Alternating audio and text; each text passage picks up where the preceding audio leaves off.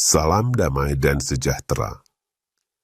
Tidak lama setelah banyak orang Katolik mengkritisi pernyataan Paus Fransiskus di Singapura yang menyatakan semua agama adalah jalan menuju kepada Tuhan, kembali Paus Fransiskus mengulangi pandangan pluralismenya yang menyesatkan banyak orang. Dalam pesannya kepada peserta pertemuan lintas agama di Tirana, Albania, pada tanggal 17 September 2024, Paus Fransiskus mengatakan, keragaman identitas budaya dan agama adalah anugerah dari Tuhan. Ini seperti mengulangi pernyataan kontroversial dalam dokumen Human Fraternity di Abu Dhabi yang menyatakan bahwa pluralisme dan keragaman agama, warna kulit, jenis kelamin, ras dan bahasa dikehendaki Tuhan dalam kebijaksanaannya. Celakanya, banyak orang Katolik yang malah mendukung pernyataan tersebut dengan alasan demi semangat toleransi dan kerukunan hidup beragama.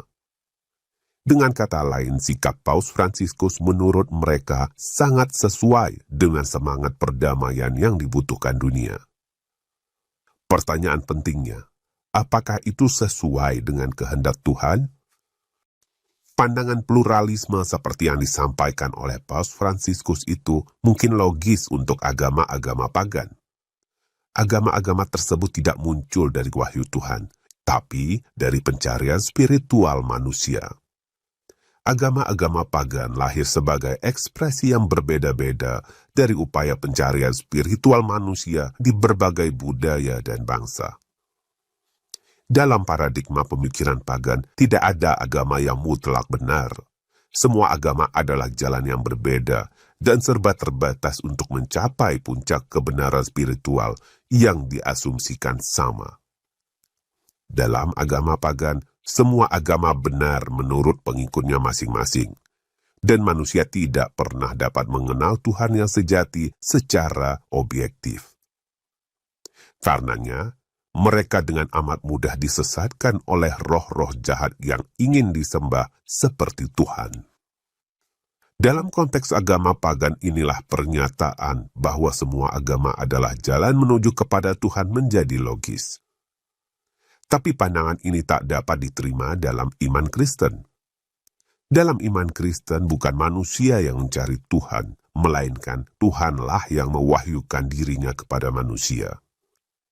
Dengan demikian, kebenaran Tuhan itu bersifat objektif dan absolut, bukan subjektif dan relatif seperti dalam agama-agama pagan. Sebagai konsekuensinya, ada Tuhan yang benar dan banyak Tuhan-Tuhan palsu. Juga ada agama yang benar dan banyak agama-agama yang menyesatkan. Kepada pengikut agama pagan di Athena, Rasul Paulus berkata, ketika aku berjalan-jalan di kotamu dan melihat-lihat barang-barang pujaanmu, aku menjumpai juga sebuah mezbah dengan tulisan, kepada Allah yang tidak dikenal. Apa yang kamu sembah tanpa mengenalnya, itulah yang kuberitakan kepada kamu. Kisah Para Rasul, bab 17, ayat 23. Berbeda dengan agama pagan yang tidak dapat mengenal Tuhan yang benar, dalam iman Kristen kita menyembah Tuhan yang benar, dan sekaligus kita kenal karena Tuhan sendirilah yang telah menyatakan dirinya kepada kita. Tuhan yang benar itu kita kenal sepenuhnya dalam Yesus Kristus, sabda Allah yang berinkarnasi menjadi manusia. Ini berkali-kali dikatakan sendiri oleh Yesus Kristus.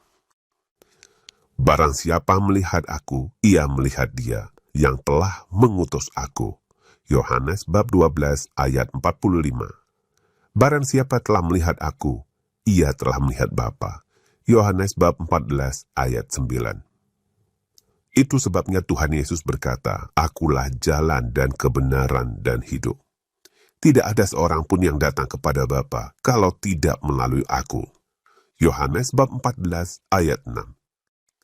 Tapi dapatkah manusia mengenal Yesus Kristus tepat seperti para rasul dahulu telah mengenalnya? Tentu saja dapat. Untuk itulah Tuhan mendirikan gerejanya. Engkau adalah Petrus, dan di atas batu karang ini aku akan mendirikan gerejaku, dan alam maut tidak akan menguasainya. Matius bab 16 ayat 18. Melalui gerejanya ini, dengan pertolongan Roh Kudus, kita dapat mengenal Yesus Kristus tepat seperti para rasul mengenalnya. Dan sesuai dengan janjinya, gerejanya tidak akan terkalahkan. Maka hanya melalui gerejanya saja, yang tidak lain adalah gereja Katolik dengan Petrus sebagai pemimpinnya, seluruh kebenaran yang dinyatakan Tuhan kepada para rasul akan terjaga utuh sampai akhir zaman. Maka kesimpulannya jelas. Manusia hanya dapat sampai pada Tuhan yang benar melalui Yesus Kristus. Dan manusia dapat mengenal Yesus Kristus dengan benar, seperti para rasul mengenalnya, hanya melalui gereja Katolik yang didirikannya. Dengan demikian Tuhan tidak menghendaki keragaman agama yang membawa kebingungan dan kesesatan. Tuhan hanya menghendaki satu agama yang memberikan kepastian kebenaran, yaitu gereja Katolik yang telah didirikannya sendiri. Jadi agama-agama yang tidak mengimani Yesus tidak akan sampai pada Tuhan yang benar. Sementara orang Kristen yang mengimani Yesus tapi tidak berada di dalam gereja Katolik tidak akan mengenalnya dengan benar. Ingatlah bahwa Yesus Kristus menyertai gerejanya sampai akhir zaman. Matius bab 28 ayat 20. Maka mereka yang menolak untuk bersatu dan berada di dalam gereja yang didirikannya akan menjadi musuhnya. Siapa tidak bersama aku, ia melawan aku. Dan siapa tidak mengumpulkan bersama aku, ia mencerai-beraikan. Matius bab 12 ayat 30. Kepada mereka yang percaya pada Yesus Kristus tapi menolak berada di dalam gereja Katolik, perkataan Tuhan ini juga sangat tepat. Pada hari terakhir, banyak orang akan berseru kepadaku, Tuhan, Tuhan, bukankah kami bernubuat demi namamu, dan mengusir setan demi namamu, dan mengadakan banyak mukjizat demi namamu juga? Pada waktu itulah aku akan berterus terang kepada mereka dan berkata, aku tidak pernah mengenal kamu. Enyahlah daripadaku, kamu sekalian pembuat kejahatan. Matius bab 7 ayat 22 hingga 23. Mereka semua dikatakan sebagai pembuat kejahatan karena telah memecah belah kekristenan dan mengajarkan Injil yang berbeda, yaitu kebenaran yang tidak utuh sebagaimana yang dimiliki gereja Katolik.